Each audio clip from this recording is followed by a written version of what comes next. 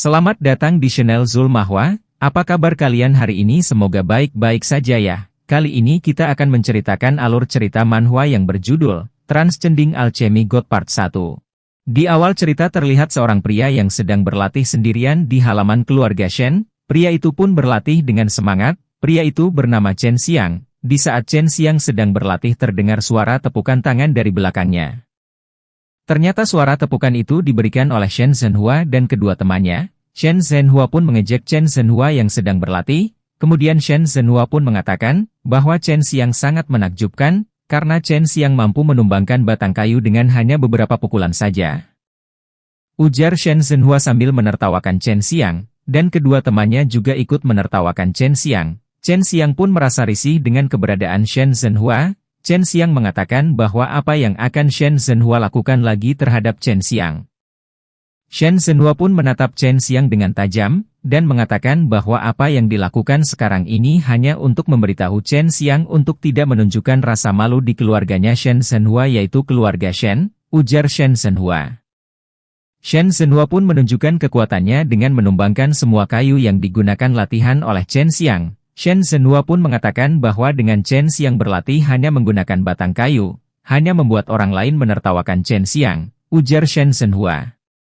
Shen Zhenhua pun menertawakan Chen Xiang lagi dan mengatakan bahwa meskipun Chen Xiang berlatih hari demi hari, itu tidak akan merubah apapun, ujar Shen. Shen lagi mengatakan bahwa daripada tangannya Chen Xiang berdarah karena mukul batang kayu, lebih baik Chen Xiang dipukul saja sama Shen Zhenhua saja. Ujar Shen Zhenhua sambil menunjuk Chen Xiang. Tampak Chen Xiang kesal dengan hinaannya Shen Zhenhua. Shen Zhenhua kembali mengatakan bahwa tanpa nadi spiritual, Chen Xiang hanya akan menjadi sampah yang tidak akan dapat bersaing dengan siapapun, ujar Shen Zhenhua lagi. Kedua teman Shen pun ikut menertawakan Chen Xiang dengan terbahak-bahak. Chen Xiang pun semakin kesal dengan hinaannya Shen. Namun Chen Xiang masih bisa menahan emosinya untuk menghajar Shen Zhenhua. Shen Zhenhua terus memancing emosinya Chen Xiang dengan mengatakan bahwa Chen Xiang SMA saja dengan ayahnya, yaitu sama-sama gak berguna, ujar Shen Zhenhua. Chen Xiang yang tidak tahan dengan hinaannya Chen pun menyuruh Shen Zhenhua mengulangi perkataannya tadi kepada Chen Xiang. Ujar Chen yang sangat marah. Shen Zhenhua mengatakan lagi, bahwa apakah Shen Zhenhua salah dengan kekuatan ayahnya Chen Xiang yaitu Shen Tianhu. Shen Tianhu pasti dapat bersaing untuk posisi patriark. Namun sangat disayang sekali karena gara-gara Chen Xiang, Shen Tianhu bahkan tidak memiliki kualifikasi untuk berpartisipasi dalam ajang tersebut, ujar Shen sambil menunjuk sesuatu. Chen Xiang yang sudah kesal sama Shen Zhenhua. Chen Xiang pun langsung menghajar Shen Zhenhua, namun Zhenhua mampu menghindari serangan Chen Xiang dengan mudah, namun mukanya Shen Zhenhua tergores karena pukulannya Chen Xiang. Shen Zhenhua yang melihat goresan luka di mukanya pun mengatakan bahwa Zhenhua tidak terima dengan pukulannya Xiang. Shen Zhenhua pun mengatakan bahwa karena Chen Xiang telah membuat Shen Zhenhua marah, Shen Zhenhua akan membunuh Chen Xiang sekarang juga, ujar Shen Zhenhua sambil teriak. Chen pun mengatakan bahwa Shen Zhenhua hanya di peringkat keempat saja. Bahkan Shen Zhenhua biasanya mengandalkan energi sejati, dan juga Shen Zhenhua tidak pandai berlatih, ujar Chen Xiang. Chen Xiang kembali mengatakan, jika Zhenhua hanya mengandalkan pertarungan fisik saja, itu mungkin bisa membuat beberapa peluang untuk Chen Xiang bisa menang melawan Shen Zhenhua. Ujar Chen Xiang sambil menyerang Shen Zhenhua lagi. Chen Xiang dan Shen Zhenhua pun menyerang satu sama lain. Shen Zhenhua melesatkan pukulannya ke arah Chen Xiang, namun Chen Xiang bisa menghindari pukulannya Shen Zhenhua dengan gerakan yang sangat cepat. Shen Zhenhua pun melirik Chen Xiang dan mengatakan Chen Xiang dengan sebutan sampah. Shen Zhenhua tidak menyangka bahwa gerakannya Chen Xiang cepat juga. Chen Xiang pun langsung melesatkan pukulannya ke perutnya Shen Zhenhua, sehingga membuat Shen Zhenhua merasa kesakitan dan terpental ke arah belakang. Kedua teman Shen pun tidak menyangka bahwa Chen Xiang bisa mengalahkan Shen Zhenhua. Salah satu temannya mengatakan, Chen Xiang benar-benar mengalahkan keluar Shen Zhenhua dengan mengandalkan tubuhnya saja. Di susul lain Shen Zhenhua berhasil mengaktifkan perlindungan Qi, sehingga pukulannya Chen Xiang tidak mempan terhadap Shen Zhenhua. Shen Zhenhua menyerang balik Chen Xiang dari atas dan membuat Chen Xiang jatuh tersungkur ke tanah, dan Shen Zhenhua pun langsung menginjak kepalanya Chen Xiang yang sudah tidak berdaya dengan kakinya, dan mengatakan bahwa hampir saja dirinya dikalahkan oleh sampah Chen Xiang. Ujarnya, Shen Zhenhua pun langsung mengangkat Chen Xiang dengan memegang rambutnya Chen Xiang. Kedua temannya yang melihat Shen Zhenhua akhirnya bisa mengalahkan Chen Xiang pun merasa sangat senang dan tertawa. Shen Zhenhua pun mengangkat Chen Xiang dan Shen Zhenhua mengeluarkan kekuatannya dan melesatkan serangan ke tubuhnya Chen Xiang, sehingga membuat Chen Xiang terpental jauh dan muntah darah yang keluar dari mulutnya Chen Xiang. Tidak cukup dengan itu, Shen Zhenhua kembali melesatkan kekuatan yang cukup besar ke arah Chen Xiang yang sudah tidak berdaya. Shen Zhenhua pun mengatakan bahwa matilah Chen Xiang sekarang, ujar Shen Zhenhua. Terlihat pria yang sedang berlari ke arah Shen Zhenhua dan Chen Xiang yang sedang bertarung. Ternyata yang datang adalah ayahnya Chen Xiang yaitu Shen Tianhu. Shen Tianhu langsung merangkul Chen Xiang yang sudah tidak berdaya. Shen Zhenhua pun mengatakan bahwa Shen Tianhu pintar dalam berkultivasi. Tapi Shen Tianhu dengan paksa menjatuhkan pukulan kepada keponakannya sendiri, yaitu Shen Zhenhua, ujar Shen Zhenhua sambil membersihkan tangannya karena habis bertarung. Shen Tianhu pun langsung menyuruh Shen Zhenhua untuk diam. Shen Zhenhua pun langsung terdiam setelah Shen Tianhu memarahinya. Shen Zhenhua dan kedua temannya pergi dari tempat situ. Shen Zhenhua pun mengatakan bahwa sebentar lagi akan ada pertempuran antar kepala keluarga. Shen Zhenhua pun sangat yakin bahwa ayahnya akan mengambil alih kekuasaan di keluarga itu, ujar Shen Zhenhua. Shen Tianhu pun tidak memperdulikan perkataannya Shen Zhenhua dan Shen Tianhu pun membangunkan Chen Xiang yang tidak berdaya dengan pelan-pelan. Chen Xiang yang sudah antara hidup dan mati pun mengatakan bahwa Chen Xiang minta maaf kepada Shen Tianhu, karena Chen Xiang telah membuat masalah untuk Shen Tianhu, ujar Chen Xiang yang sudah tidak berdaya dan tubuhnya yang sudah dilumuri darah. Shen Tianhu pun mengangkat dan menggendong Chen Xiang. Shen Tianhu mengatakan bahwa seni bela diri bukanlah untuk semua orang, orang biasa memiliki cara hidup.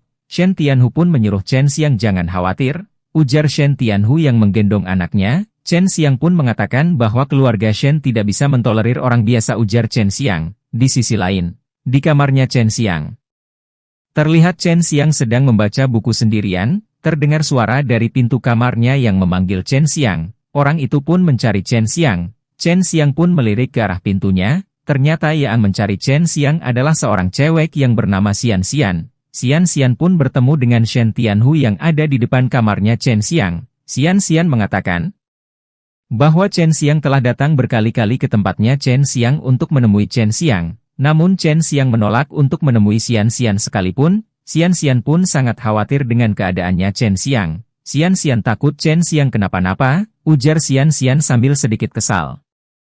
Shen Tianhu pun menyuruh Xian Xian kembali karena Chen Xiang tidak ingin melihat Xian Xian lagi di dekatnya Chen Xiang. Ujar Shen Tianhu, ternyata Xian Xian adalah tunangannya Chen Xian Xian dan mereka berdua akan segera menikah. Xian Xian pun mengatakan kenapa Chen Xiang tidak mau menemui Xian Xian. Kan Xian Xian adalah tunangannya Chen Xiang, ujar Xian Xian. Shen Tianhu pun mengatakan bahwa mungkin pernikahannya Chen Xiang dan Xiang Xiang akan dihentikan, ujar Shen Tianhu. Xian Xian pun menanyakan maksud ucapan Shen Tianhu, dan kenapa bisa pernikahan Chen Xiang dan Xian Xian tiba-tiba dihentikan. Shen Tianhu pun mengatakan bahwa Xian Xian adalah permatanya keluarga Sui, putri surga, dan Xian Xian juga adalah seorang martial art Dao. Sedangkan Chen Xiang tidak memiliki darah pembuluh spiritual, jadi Chen Xiang ditakdirkan menjadi orang biasa dalam kehidupan ini, dan lagi pula Chen Xiang tidak baik dan layak untuk Xian Xiang yang merupakan sebuah permata. Xian Xian pun mengatakan bahwa Xian Xian tidak peduli dengan kekurangannya Chen Xiang. Xian Xian dan Chen Xiang yang saling menyukai itu sudah merasa lebih dari cukup bagi Xian Xian. Xian Xian pun melihat Chen Xiang dari balik jendela kamarnya. Shen Tianhu pun mengatakan bahwa masalah pernikahan mereka berdua, para tetua akan memutuskan kembali. Sedang Chen Xiang yang lagi membaca buku seni bela diri pun mengatakan jika Chen Xiang ingin lebih kuat, maka Chen Xiang harus berani mempertaruhkan segalanya untuk menjadi lebih kuat. Chen Xiang melakukan itu demi Xian Xian tunangannya, ayahnya dan untuk dirinya sendiri, ujar Chen Xiang. Di sisi lain terlihat sebuah lembah pegunungan yang penuh dengan kegelapan. Lembah gunung itu pun diiringi dengan petir yang siap menyambar segala di sisinya. Terlihat seorang pria yang menaiki lembah gunung yang curam itu. Ternyata pria itu adalah Chen Xiang. Chen Xiang menaiki lembah gunung dengan semangat. Chen Xiang pun berhasil menemukan tumbuhan Helganoderma lucidum. Dengan vitalitas 1000 tahun, tumbuhan itu hanya bisa dipetik khusus pada hari Yin, bulan Yin dan tahun Yin. Jika saja Chen Xiang melewatkannya kali ini, makan Chen Xiang harus menunggu beberapa tahun lagi untuk mendapatkan tumbuh itu, ujar Chen Xiang. Chen Xiang pun terus naik ke atas hingga mendekati tumbuhan itu. Chen Xiang pun berhasil mendapatkan tumbuhan itu, dan Chen Xiang mengatakan bahwa ini sudah saatnya untuk mengubah nasibnya Chen Xiang untuk melawan langit. Ujar Chen Xiang sambil memegang tumbuhan Helganoderma, namun kayu tempat Chen Xiang berpegangan pun patah, sehingga membuat Chen Xiang terjatuh dan beberapa pemecahan batu tebing itu pun jatuh hampir mengenai Chen Xiang. Chen Xiang pun terlihat panik dan mengatakan bahwa kenapa Tuhan mempermainkan semua usahanya. Namun Chen Xiang berhasil berpegangan pada batu yang ada di tebing itu. Sehingga Chen Xiang tidak langsung jatuh ke bawah, namun batu tempat Chen Xiang berpegangan tadi juga patah dan membuat Chen Xiang terjatuh lagi. Chen Xiang pun mengatakan bahwa jelas sedikit lagi, bahwa Chen Xiang bukanlah seorang sampah lagi, ujar Chen Xiang yang memejamkan matanya.